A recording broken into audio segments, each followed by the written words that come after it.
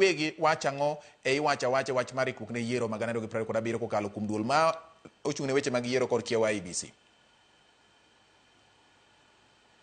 Erokamano ahinya George Bati, achiel kachiel kowuok e kaunti ma Kisumu kaeni mondo wakawane na pach jodak ma Kisumu kod johala ginyiswa ni to ginto ka ging'iyo kaka yiero ma 2027 kayo, bende gineno ka piny Kenya kaachiel kod duol mar IEBC oikore makare, kata mana jotelo bende gineno ka keto okenge mar konyo neno ni yiero no endi obiro chopo kare maonge ng'ikruok kata rochruok moro amora. Ka ok kamano bodhi achiel kachiel mondo ginyiswa pachgi kod twak makamano machiegni.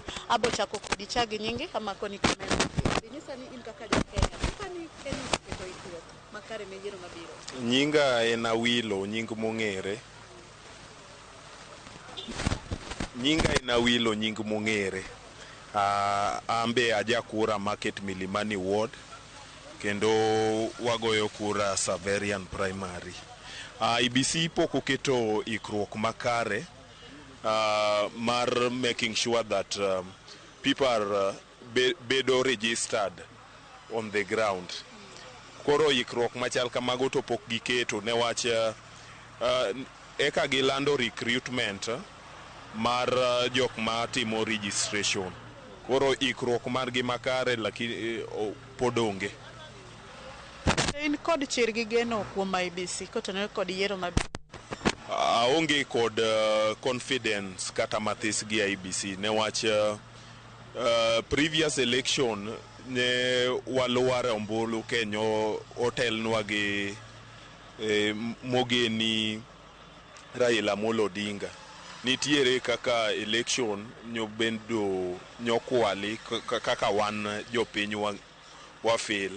To kata kamano ne onego giket mikakati makare mondo mi kik kwal kura kaka gik moko kaka Kemskit ne gin gik moko ma ok anyal wacho ni confident nyalo bedo go because they are gin gik ma computerized. Samoro gibedo gi computer failures, errors moko bedo, samoro kuma intie internet onge. Koro gik machal kamago delay the process mar goyo ombulu. Ko gik machal kamagi kepo ni IEBC nyalo bedo gi chenro maber maromo data machiegni ma kata ke gik ombuli goyo to there is no failure Kemskit magitiyo godo. Machiegni chak nyingi mondi lerna ni biparo ni Kenya ikore ne yiero mabiro to bende in gi confident kuom IEBC. Then penjo machielo bani be nyisa chani chenro ma ka kod kacha mar ndikruok mon kaka jago ombulu dhi nyime bende paro ni trust chenro no. Then biparo ni political leaders sani timo okenge moromo kata oseketo okenge moromo mar neno ni campaigns otime yo moko. Karawe nyinga and Dada Josephine uso Telecom CBD tago ombulu Market Milimani Ward. To kawuoye wachi goyo ombulu mokuongo okane kadhi bedo maber kaluwore kaka jotelo maneno ok gin jotelo mwadwa ketne koro wadhi gi jatelo mane. Omiyo ka koro wachung' nwadwa go ombulu onego wayud jatelo machung' kodwa stand far mwang'eyo gima kama wadhiye gi kama waaye.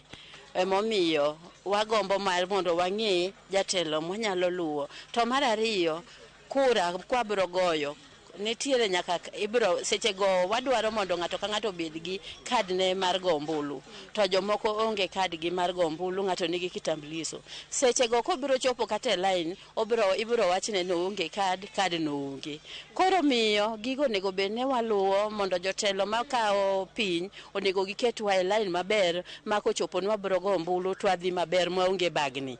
Alafu kendo kabiro chopo ne kata kidhi go ombulu wana biro gocho sport ground ibiro yudo ka line obagni ng'isi ne nyingi chakore gi J, iyudo ka J ok en J. Koro miyo onego giketwa protocol maler maka koro kochopo sama wabiro go ombulu to onge bagni. Mine moti bende giket maber ma kochopo ne gigo ombulu timiyo gi time margi.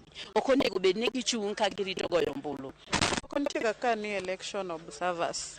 Biparo ni gin jogo manyalo chung' kar kendgi neno ni seche miluto ombulu to kuo ok oneno.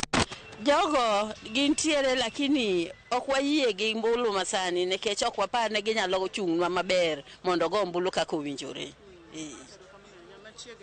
In pachi chalo nade kotenore kod wach ikruok ne yiero?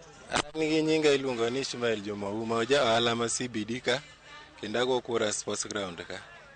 Ok ane ka IEBC nigi ikruok moromo nikech sani aneno ka koka voter registration dhi mbele ma ka ng'iyo karwa ka osebet maber, leaders osetemo kendo youth osekaw ng'eny gi mosedhi okaw kura kendo en gima pod dhi mbele ma gino en gima ber, but gi nyaka sani podi gi korka kora aneno ka en gima podi IEBC pod ok nyal timo election makare ka en kawuono ni.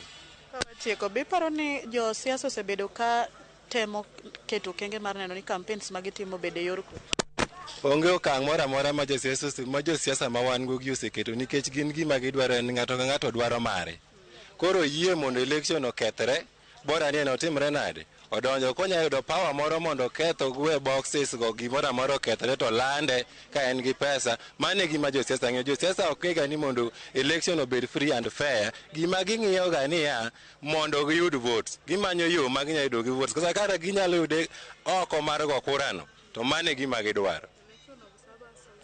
Observers onge gima timoga makati chuloga ma be onge tiende. Adwaro ni observers kiyiero to chal kaka MPs machamo muma magisingore to midhi golonwa gola from nowhere to biro ni rit election. Gin ema gimiyo yudo leaders mok wagochonegi nikech gin after pesa, gin inyiewogi. Koro ok ane tiende be observers obedie yiero, ji yiera to wadhi mbele. Mana kama nobati aneno ka sa omayo wang'wa jomodong' ang' nago kod gi mbaka bang'e kotenore kod thor wach ma in go e ikruok mar yiero kata ka bende IEBC kata duol mar IEBC bende oikore, Kenya oikore ne yiero mar 2027. Ka ok kamano kionge penjo taduoko ni mondo idhi nyime kod thor wach wacha e kinde ni mag mbakoromo. George Party and Kwami. En adier ni jopiny wacha kendo giwacho ni observers pok gineno gima timo, gin joma inyiewo.